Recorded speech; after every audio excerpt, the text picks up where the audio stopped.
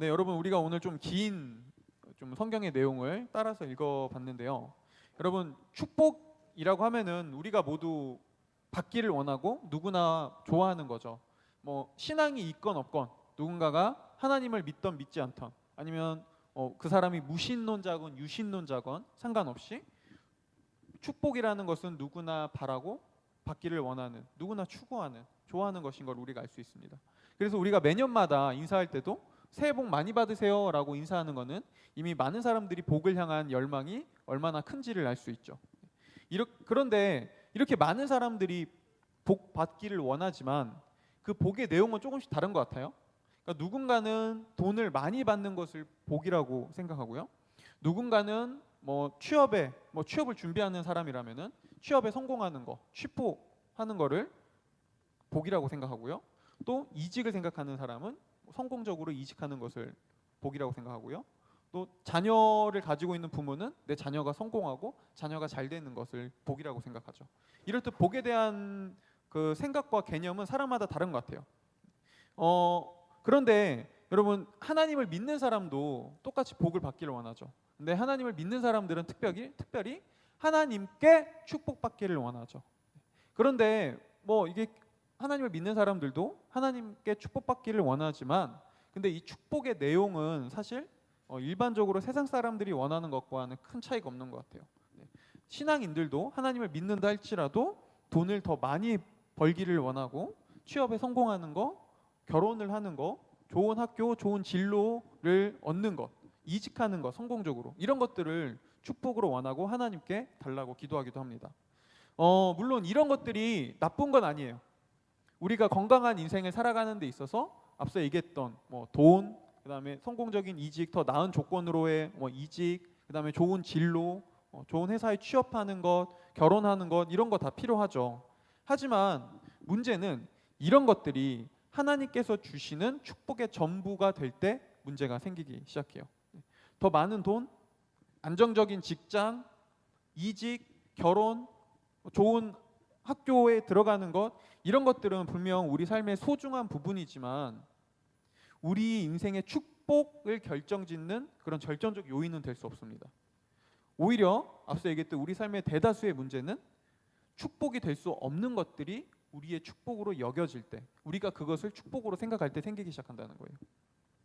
여러분 앞서 얘기했던 사람들이 일반적으로 원하고 바라는 그런 축복들의 내용은 사실 그렇게 안정적이지 못해요. 오히려 그런 것들은 생각보다 불완전하고 생각보다 쉽게 깨지는 것들입니다.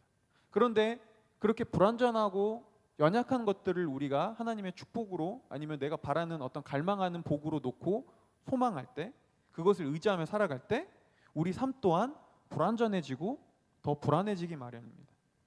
오늘 우리는 그 야곱의 두 번째 이야기에서 이렇게 복에 대해서 왜곡한 생각을 가지고 있었고 그로 인해 왜곡된 어떤 인생을 맞이한 네 사람을 볼 수 있어요. 이들은 모두 하나님의 축복을 원하고 저마다 갈망했지만 그 하나님의 축복이 무엇인지는 온전히 알지 못했어요. 그래서 이들은 하나님의 축복을 각자 자신만의 방법과 자신이 갈망하는 것으로 생각했고 그것은 결국 이들에게 문제를 가지고 오죠. 먼저 첫 번째는 이 집안의 가장이었던 이삭에게부터 먼저 시작됩니다. 당시 이삭의 나이는 대략 130세에서 140세 정도로 그의 인생은 지금 말년을 향해 가고 있었어요. 그는 나이가 들면서 점차 이 심체가 쇠약해졌고 눈은 점점 보이지 않았고 그는 이제 점점 약해지는 자신의 건강을 보면서 이제 내가 언제 죽어도 이상하지 않구나 라고 생각하고 있었어요. 그래서 이 이삭은 자기가 죽기 전에 자신이 사랑하는 아들 에서를 축복해야겠다는 생각으로 에서를 부릅니다. 여러분 이스라엘 사회에서 장자의 명분은 그가 장자로서 물려받을 유산, 그 다음에 집안으로서 가장으로서의 권리를 맡은 그런 실질적인 책무와 책임을 뜻했어요. 장자권은요. 하지만 이 아버지가 아들한테 주는 축복은 조금 다른 의미였어요. 이거는 영적인 의미를 가지고 있었는데요. 이스라엘 사회에서 영적인 가장인 아버지는 자기가 죽기 전에 임종 전에 아들을 불러서 축복할 수 있었고요. 이때 아버지가 자녀에게 주는 축복은 그들의 어떤 미래를 향한 예언적인 성격을 가지고 있었어요. 그래서 당시 사람들은 이 축복을 매우 중요하게 생각했는데요. 오늘 이삭은 죽기 전에 에서에게 이 축복을 해주길 원한다는 거예요. 그런데 이 축복은 일반적인 축복이랑 지금 매우 다른 것을 볼 수 있어요. 원래 이 당시 일방적인 축복은 아버지가 자녀에게 축복을 줄 때 모든 자녀뿐만 아니라 가족들을 다 부릅니다. 그래서 이거는 공식적인 행동이었어요. 공식적으로 아버지가 가족들이 보는 앞에서 자녀 한 사람 한 사람에게 축복을 해주는 것이죠. 그리고 그걸 가지고 그 가족들은 그것을 간직하고 함께 축하해 주는 것이 그 당시 문화였어요. 그런데 오늘 성경을 보면은 이삭이 에서만을 몰래 부릅니다. 지금 이 모습은 이삭이 에서를 얼마나 편애했는지를 보여줘요. 이삭에게 아들은 오직 에서밖에 없었어요. 자, 그렇다면은 이삭은 왜 그렇게 유달리 이삭만을 좋아했을까요? 성경은 25장 28절에서 창세기 25장 28절에서 이삭이 그 에서를 좋아하는 이유에 대해서 이렇게 얘기해 줍니다. 우리가 한번 앞부분만 읽어볼게요. 한번 읽어보겠습니다. 시작. 사냥한 고기를 좋아함으로 그를 사랑하고. 네. 이거는 앞부분을 사고했더라. 오늘 성경은 이삭이 에서를 편애하고 극진히 그를 특별히 사랑했던 이유가 그가 요리해 오는, 그가 사냥해서 가져오는 고기를 좋아했기 때문이라고 말해요. 오늘 성경을 봐도 이삭은 에서를 축복하기 전에 에서한테 이렇게 얘기해요. 아들아, 내가 좋아하는 별미를 가지고 와라. 그럼 내가 너한테 축복해 줄게. 그런데 이때 내가 좋아하는 별미라고 할 때 성경에 조금 더 정확한 표현은 내가 사랑하는 별미예요. 여러분, 오늘 이삭은 에서를 부를 때도 내 사랑하는 아들이라고 부르지 않아요. 그런데 에서가 만들어 오는 이 요리, 별미, 어떤 고기 요리를 얘기할 때는 내 사랑하는 별미라고 얘기해요. 여기서 우리는 이삭이 그렇게 에서를 사랑했던 이유를 알 수 있었어요. 그 이유는 에서가 자신의 만족을 충족시켜주는 아들이었기 때문이에요. 그는 하나님께서 첫째인 에서가 아니라 둘째인 야곱을 집안의 장자로 택하고 그를 축복하기를 원한다는 것을 알고 있었어요. 하나님께서 야곱을 축복하기를 원한다는 것을요.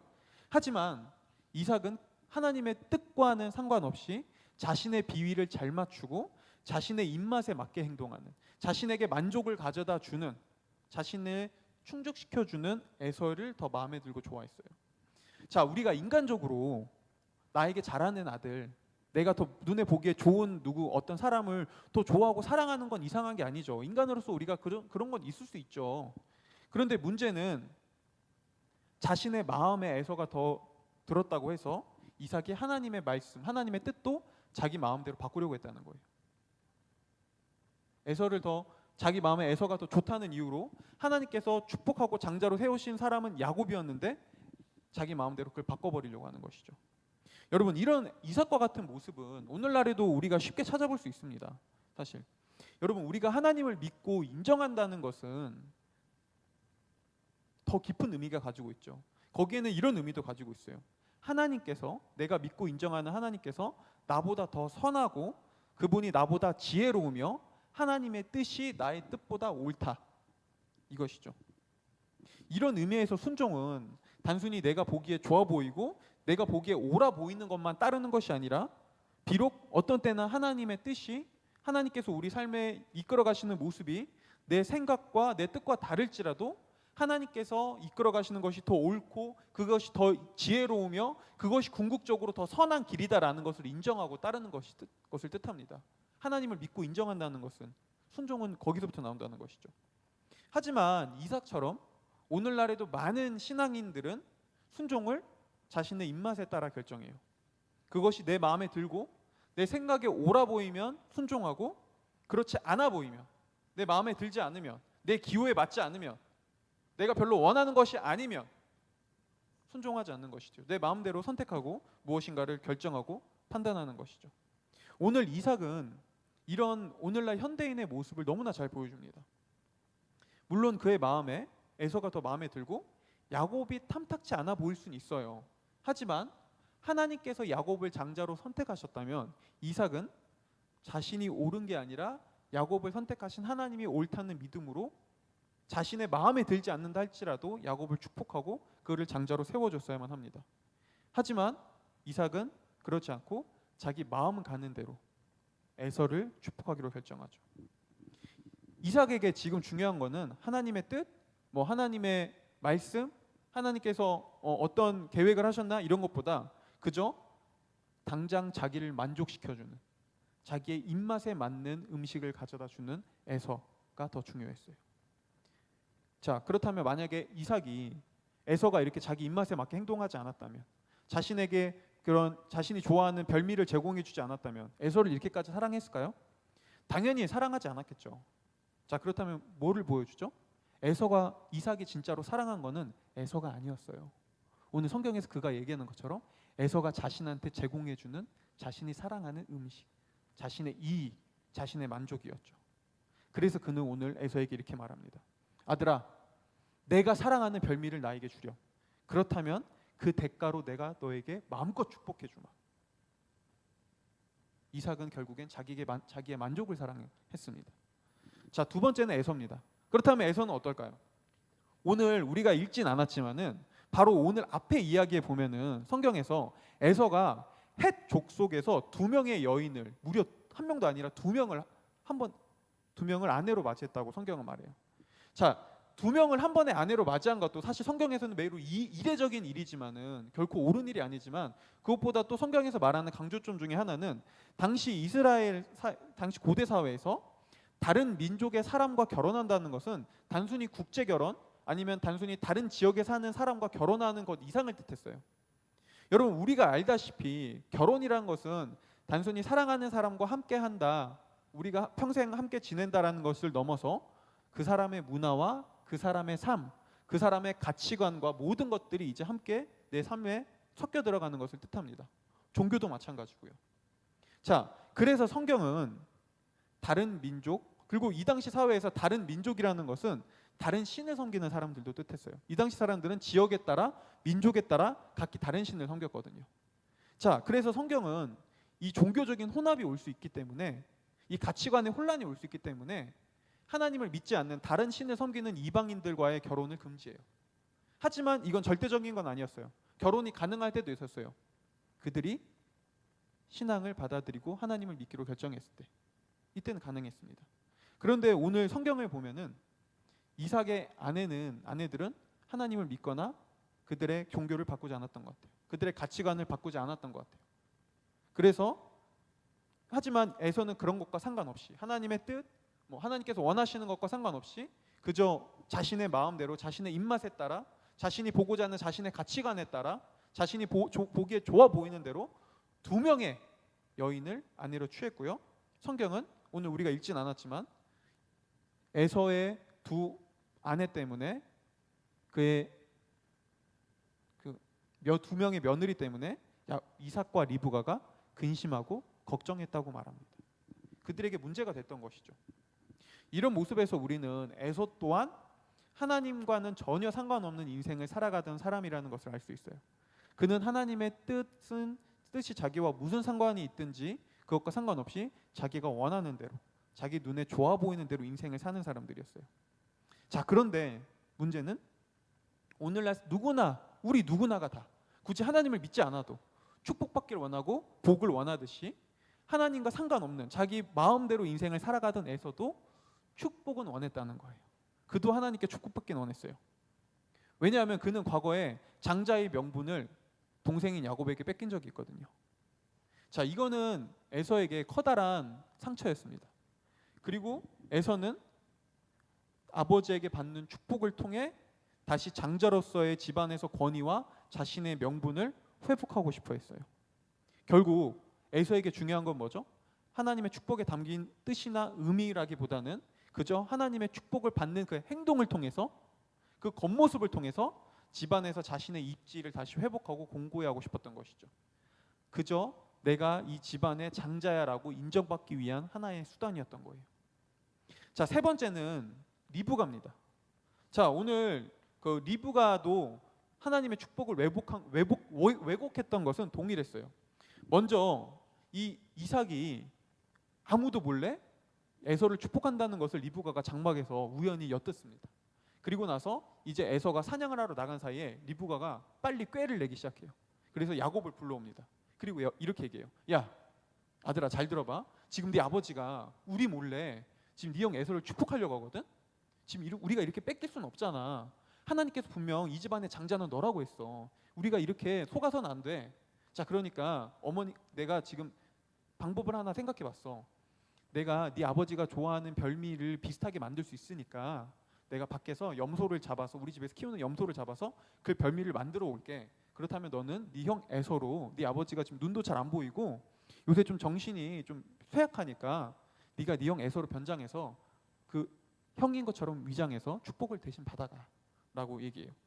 자, 그리고 야곱은 그 말에 따라 형은 털이 많은 사람이었기 때문에 자신의 매끈매끈한 몸을 가리기 위해 양의 털을 몸에 덕지덕지 붙입니다. 그리고 형의 옷으로 옷도 갈아입고 아버지에게 들어가요. 자, 그런데 이삭은 뭔가 이상하긴 했어요. 일단은 너무 고기를 빨리 잡았거든요. 그러니까 얘기해요. 너 어떻게 이렇게 빨리 잡았니? 그러니까 야곱은 그렇게 얘기합니다. 하나님께서 저를 축복해 주셨습니다. 놀라운 고백이죠. 이게 정말 놀라운 고백일까요? 그가 얼마나 지금 왜곡돼 있는지를 보여주죠. 그는 아버지를 속이는 것에 있어서 하나님의 이름을 팔아먹고 있었어요. 그런데 아무리 이삭이 눈이 멀고 정신이 쇠약해졌어도 목소리가 야곱인 거예요. 그러니까 얘기하죠. 분명히 네가 야곱 같은데 한번 내가 너를 만져보마 라고 해서 만져봅니다. 털에 거칠거칠함이 느껴지죠. 하지만 이삭은 그래도 의심스러웠어요. 그래서 이번 마지막으로 나에게 내 볼에 입을 맞춰주렴이라고 합니다. 왜요? 에서의 향취, 그의 향기를 통해 다시 한번 확인하고 싶었거든요. 그런데 이미 리브가는 거기에 대한 준비를 했다니까요. 왜냐하면 형의 옷을 입혔잖아요. 형의 모든 채취가 묻어있는. 그리고 결국 이삭은 깜빡 속아 야곱에게 축복을 하고 이 계획은 성공적으로 이루어집니다. 아니, 성공적으로 이루어진 것처럼 보였죠. 하지만 여러분, 일단 이런 리브가의 계획과 리브가의 행동은 그녀가 하나님의 축복을, 그리고 하나님을 온전히 믿지 못했을 뿐 아니라 하나님의 축복을 오해하고 있었다는 것을 잘 보여줍니다. 여러분, 비록 당시 사회에서 자녀를 축복할 수 있는 권한이 영적인 아버지인 그 가장에게 있었지만 그 축복권이 하나님의 권한을 넘을 수는 없죠. 근데 하나님은 이미 과거에 얘기하셨거든요. 내가 야곱을 장자로 삼겠다. 이미 그 순간 야곱은 하나님께 축복받은 것과 똑같았어요. 만약 리브가가 이것을 인정하고 믿었다면은 오히려 리브가는 자신의 남편을 속이기보다 남편을 찾아가서 설득해야 했죠. 여보, 하나님의 뜻은 그게 아니에요. 당신 아시잖아요. 당신이 지금 이러면 안 돼요. 당신 마음에 아무리 이삭이 마음에 들어도 하나님의 뜻을 따라야죠 라고 그를 설득하고 그에게 온전한 이야기를, 조언을 해줬어야 되죠. 하지만 여러분, 오늘 성경의 모든 것을 다 말하진 않지만 우리가 충분히 짐작할 수 있는 것 중에 하나는 지금 이삭과 리브가의 사이도, 부부 사이도 완전히 틀어져 있었다는 거예요. 둘이 이미 각자의 자녀를 너무나 편애했다는 것은 그들 사이가 멀어져 있었다는 것을 잘 보여줍니다.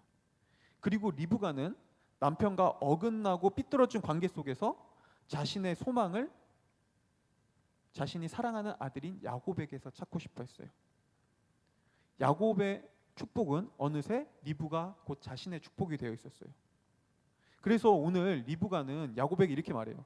혹시 네가 저주를 받더라도 엄마가 그 저주 대신 받을게. 걱정하지 마. 뭐죠? 리브가가 사랑하는 아들의 성공이 곧 지금 리브가의 성공이 되어 있었던 거죠. 아들을 위해서 자신이 저주를 받아도 상관없었던 것이죠. 자, 그렇다면 과연 우리는 이런 리브가가 하나님의 축복이 무엇인지 그것을 건강하게 받아들이고 거기에 담긴 의미를 알았다고 할 수 있을까요? 결코 그렇지 않습니다.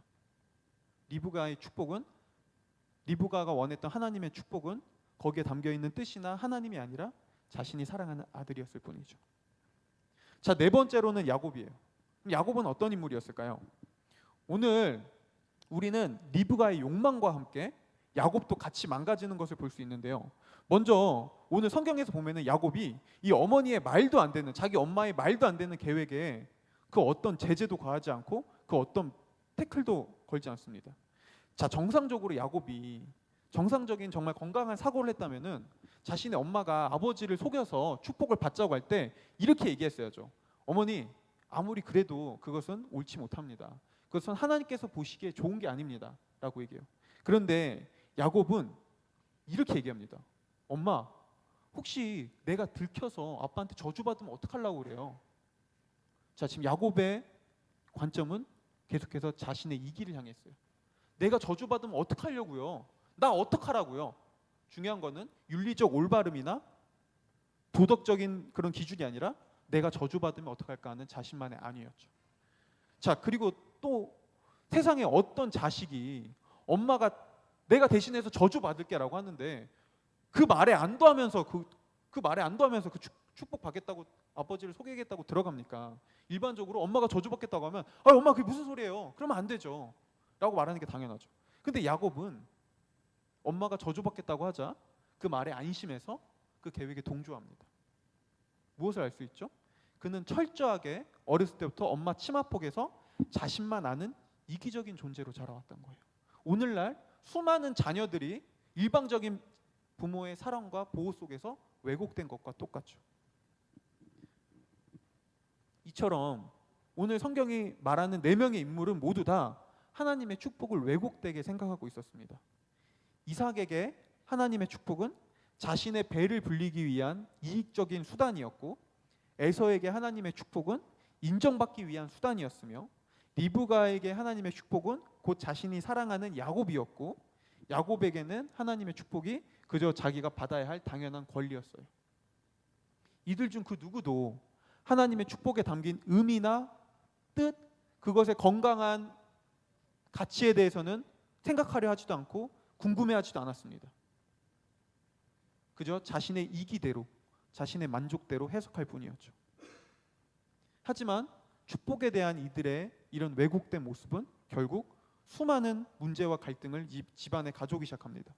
먼저 뒤늦게 아버지에게 사냥을 해서 별미를 가지고 자신의 아버지 이삭을 찾아갔던 에서는 자신의 동생인 야곱이 자신을 속이고 아버지를 속이고 자신의 축복권을 뺏어갔다는 것을 깨닫게 돼요.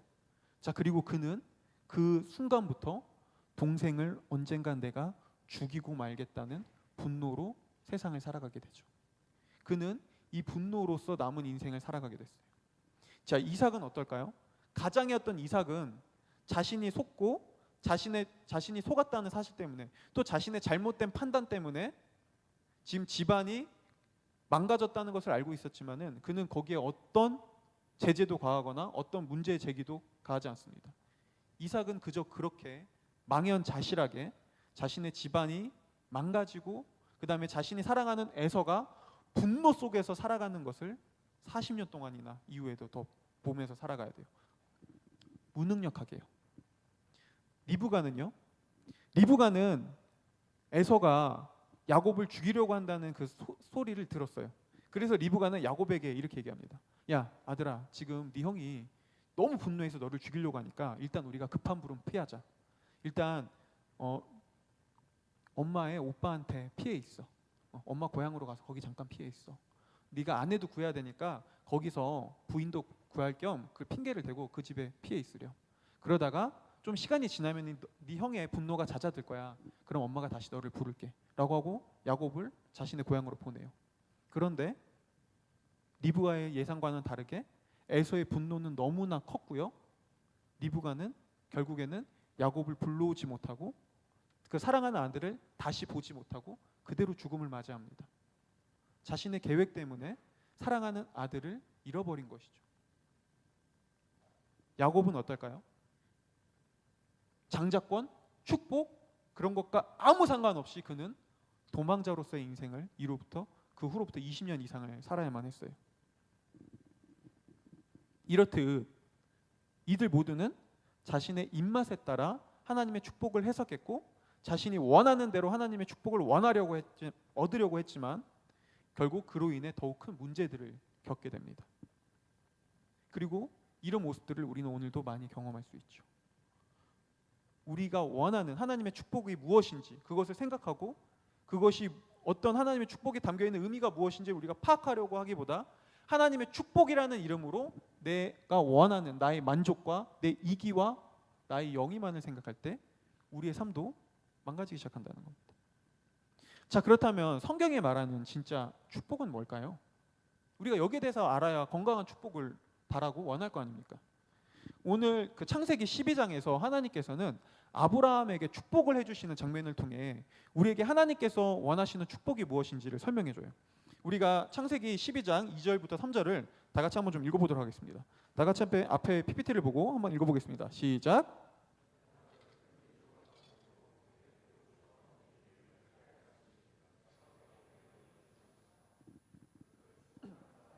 내가 복을 주고 너를 저주하는 사람에게는 내가 저주하리니 땅의 모든 족속이 너로 인해 복을 받을 것이다. 네. 오늘 하나님께서는 창세기 12장에서 아브라함에게 처음으로 이 축복을 주시면서 그의 복에 대해서 이렇게 설명해 줘요. 네가 복의 근원이 되고 너로 인해 세상 모든 민족이 복을 얻게 될 것이다. 자, 그렇다면 도대체 이게 무슨 말일까요? 어떻게 이스라엘 사람의 팔레스타인 지역에 홀로 살고 있던 아브라함 때문에 모든 민족이 국가와 인종과 문화를 초월해서 어떻게 모든 민족이 복을 받을 수 있을까요? 자, 이 말은 아브라함의 후손으로 와서 세상을 구원할 예수님의 구원을 뜻했어요. 아브라함의 후손인 예수님께서는 모든 인류, 모든 민족, 모든 국가, 모든 다문화 사람들을 위해, 인류 모두를 위해 죽어주셨고 그 죽음으로 우리는 구원을 받았죠. 뭐죠? 아브라함의 후손인 예수님을 통해 모든 민족이 복을 얻게 된 거예요.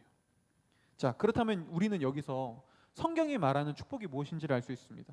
성경이 말하는 축복은 죄인인 우리가 예수님의 희생을 통해 은혜로 구원받은 것, 이게 성경이 말하는 축복입니다. 오늘 이삭과 에서, 야곱과 리브가가 바라고 원하였던 축복도 바로 이거였어요.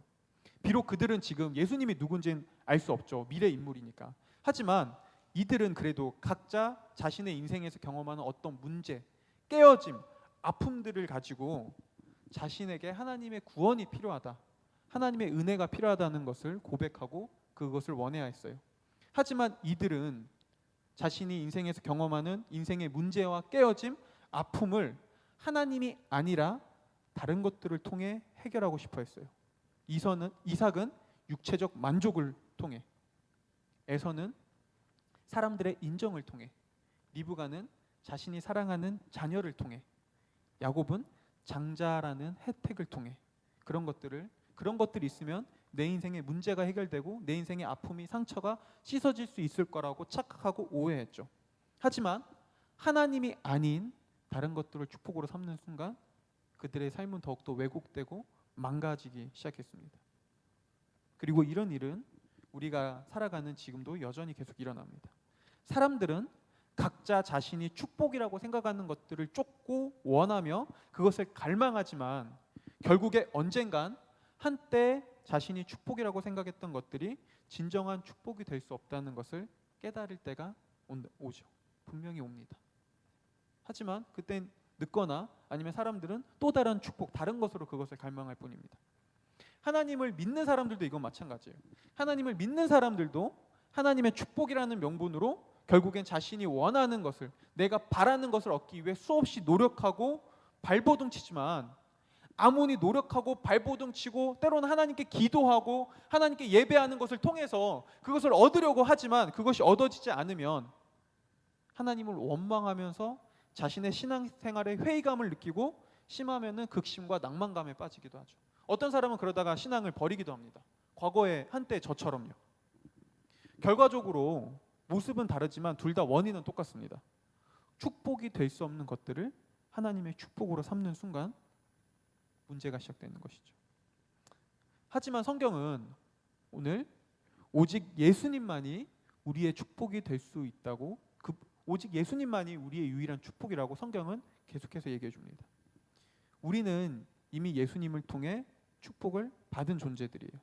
예수님께서는 2000년 전 직접 이 땅에 내려와 우리 죄를 위해 십자가에서 죽으심으로 문제 가득하고 왜곡되며 상처투성이인 우리를 이미 사랑하시고 용서하셨습니다. 그리고 문제투성이고 왜곡된 우리를 용서하고 사랑하신 예수님 안에 진짜 우리가 회복할 수 있는 유일한 회복과 소망의 길이 있습니다. 하지만 우리가 예수님을 우리의 유일한 축복으로 삼지 못한다면 오늘날에도 우리는 여전히 오늘 등장하는 이삭처럼, 에서처럼, 리브가처럼, 야곱처럼 다른 것들 안에서 축복을 계속 받으려 하고 다른 것들을 통해서 우리의 문제를 해결하려고 할 수밖에 없어요. 하지만 그런 것들은 우리의 축복이 될 수도 없을 뿐더러 진정 우리 문제와 우리의 인생의 상처와 아픔과 왜곡을 회복시켜 줄 수도 없습니다. 우리가 우리 인생의 상처, 아픔, 왜곡됨, 문제에서 벗어나 불안전함에서 벗어나 불안정적인 것에서 벗어나 진짜 기쁨과 회복과 안정을, 평안을 얻을 수 있는 유일한 길은 오직 예수님을 소망하고 예수님을 우리의 축복으로 삼는 거예요. 자, 하지만 이거는 단순히 머리로 이해하는 것과는 달라요. 내가 그래 예수님이 우리의 축복이 돼야 돼, 그거 알아. 근데 뭐 어떻게 하라는 거야 하는 순간 우리는 결코 그분의 축복을 누릴 수 없습니다. 하나도요. 우리는 결코 그렇게 해서는 어떤 예수님 안에서 평안, 안정, 기쁨, 그분이 주는 만족을 누릴 수 없어요. 우리가 예수님 안에서 진짜 평안, 만족, 기쁨, 그분이 주는 회복을 얻을 수 있는 방법은 하나예요. 진짜 우리가 우리 마음을 다해 예수님을 우리의 축복으로 삼아야 돼요. 예수님 당신만이, 예수님의 구원이 이미 나 같은 문제덩어리에 왜곡된 상처투성인 인생인 나를 사랑하시고 용서하시고 나를 받아주셨다는 예수님의 그 구원이 저의 정말 전부입니다. 그것만이 저의 축복입니다 라고 고백하고 그것을 인정하지 않는 이상 우리는 결코 그 어떤 만족, 기쁨, 즐거움도 누릴 수 없습니다. 결국에 그래요, 알아요. 아는데 왜 나는 그걸 누리지 못하죠? 왜 나는 그거를 아직도 나는 경험하지 못하죠? 라고 얘기하는 이유는 하나예요. 머리로는 알지만 진짜 예수님을 내 유일하고 완전한 축복으로 삼아본 적이 없거든요. 방법은 여전히 하나밖에 없어요. 정말 그분만이 우리의 전부의 축복의 전부라고 고백하고 그것을 우리가 인정하고 받아들이지 않는 이상 우리는 그걸 경험할 수 없습니다. 하지만 만약 우리가 정말 예수님만이 우리의 전부이고 우리의 유일한 축복이라는 것을 고백하고 인정하고 진정으로 마음으로 받아들일 수 있다면 그때 우리는 하나님께서 주시는 그 만족, 기쁨, 즐거움 그분이 우리에게 허락하시는 회복을 경험할 수 있습니다. 오직 불완전하고 죄악되며 연약한 우리를 있는 그대로 받아주시고 용서하고 사랑하신 예수님 안에 진짜 축복이 있습니다. 여러분, 그러니 우리 부디 이 우리에게 이미 주신 그리고 앞으로 더 놀랍게 주실 이 유일한 축복을 진짜 유일한 축복으로 삼아가기를 원합니다. 그리고 진짜 예수님을 우리의 유일한 축복으로 삼고 정말 그분 안에서 우리가 그동안 가지고 있었던 우리의 왜곡됨, 문제, 상처들을 치유받고 회복하며 더 건강한 인생을 살아가게, 더 온전한 인생이 되는 그런 저와 여러분이 되기를 축복합니다.